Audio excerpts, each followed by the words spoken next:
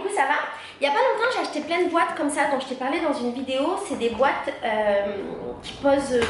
qui parlent de sujets plus ou moins spirituels, philosophiques, de développement personnel et compagnie. Je t'avais fait une première vidéo avec Samia, des idées de Samia, cette personne merveilleuse qui a passé du temps à la maison et qui m'a ramené les boîtes de France. Et on sortait une carte au hasard, on la lisait et on donnait notre expérience sur la carte. Je me suis dit que ça pouvait être intéressant de refaire l'expérience avec toi et de tirer quelques cartes de quelques boîtes pour voir ce que ça pouvait donner. Voilà, je sais pas si c'est une bonne idée ou pas une bonne idée, mais bon, on verra. Donc là, je prends la boîte qui s'appelle les accords Toltec, qui s'appelle Pour vivre les accords Toltec au quotidien. Et je vais tirer une carte au hasard, te la lire et on va voir ensemble ce que ça donne.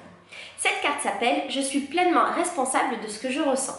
Malgré toutes les critiques que je peux recevoir, l'autre n'a aucun pouvoir sur moi, sauf celui que je lui donne. Tout ce que je ressens vient de moi, donc le pouvoir de ressentir, donc j'ai le pouvoir de ressentir aussi les situations différemment. » C'est marrant que je tire cette carte parce que hier j'étais confrontée à une situation qui me fait penser à cette carte, donc c'est marrant. En gros, je t'avais raconté que je m'étais embrouillée avec mes voisins. Je t'ai fait une vidéo sur le sujet qui s'appelle ma première déception au Brésil ou désillusion au Brésil, un truc comme ça.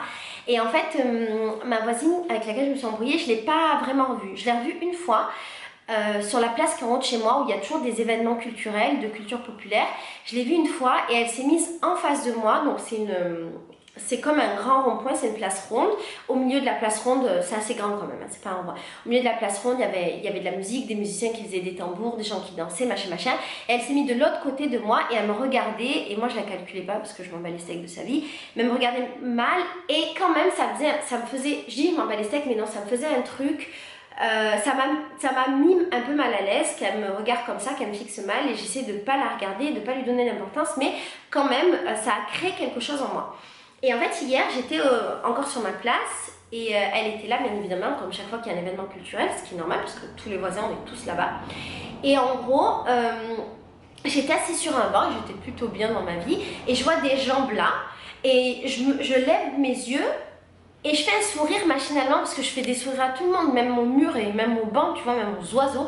Donc je fais un sourire et c'était elle. Et je me suis sentie tout conne, je me suis dit, oh la crotte, j'ai fait un sourire, putain de merde. Et en fait, elle était debout comme ça et elle me regardait mal face à moi. Et elle était dans ce truc un peu de pouvoir. Et alors si je devais interpréter, même s'il y a de fortes chances que mon interprétation soit fausse, si je devais interpréter, elle était un peu dans ce truc pour dire c'est mon endroit. C'est une femme qui a une énergie masculine très forte et qui a un peu ce truc de, tu sais, du pouvoir masculin mais dans la version la plus horrible qu'il peut y avoir.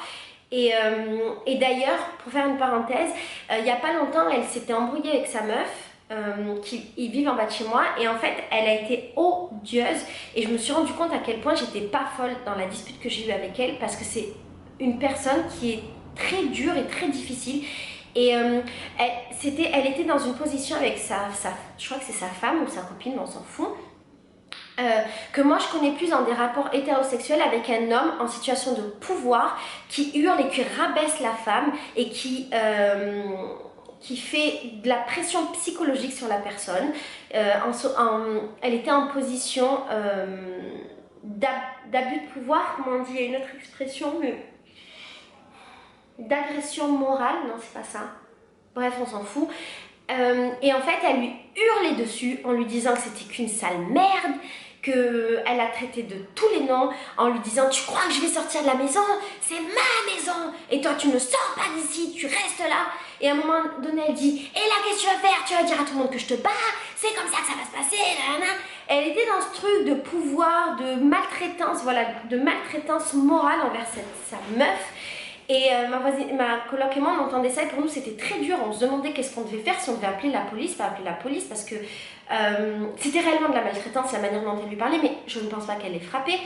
Et j'ai été très surprise à ce moment-là parce que je me suis rendu compte que dans des couples homosexuels de femmes, il pouvait y avoir cette maltraitance et ce pouvoir et cet abus de pouvoir, alors que j'y avais jamais pensé. C'est clair que ça existe, mais j'avais juste jamais envisagé le truc.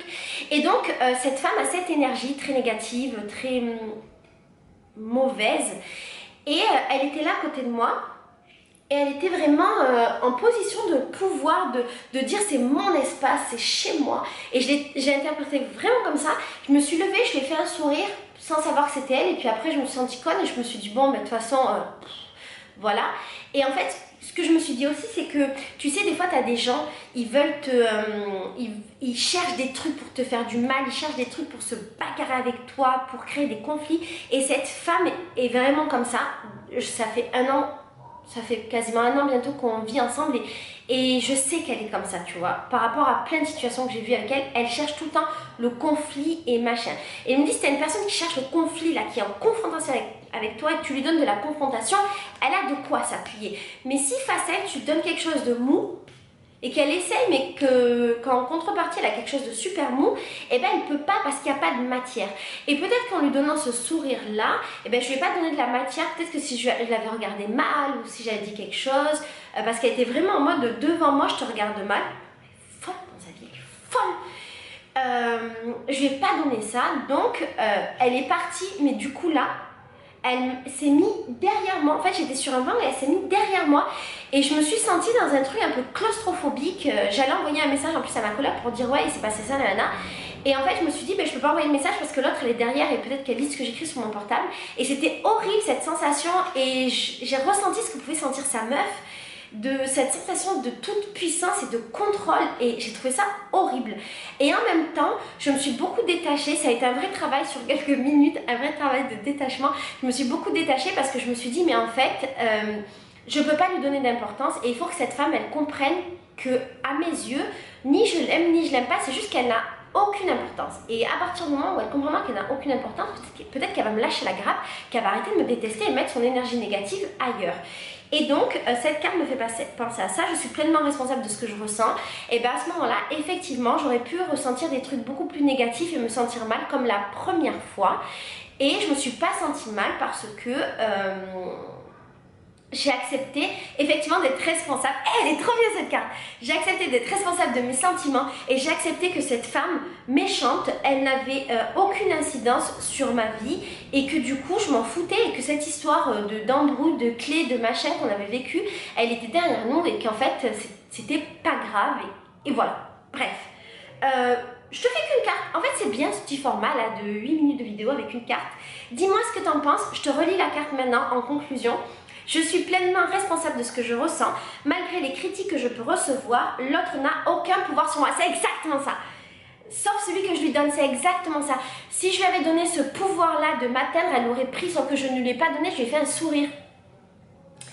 Tout ce que je ressens vient de moi exactement. J'ai donc le pouvoir de ressentir aussi les situations différemment. Exactement. Bref, dis-moi si toi aussi, tu as déjà vécu des situations comme ça et si cette carte te parle. Et si jamais tu veux savoir retrouver cette boîte que je trouve géniale, j'adore ces boîtes, je suis vraiment à fond et je pense que je vais te faire beaucoup de vidéos sur le sujet. Pour vivre les accords Toltec au quotidien, je te mets le lien dans la barre d'infos pour que tu puisses le trouver et toi aussi t'amuser à piocher de temps en temps des cartes.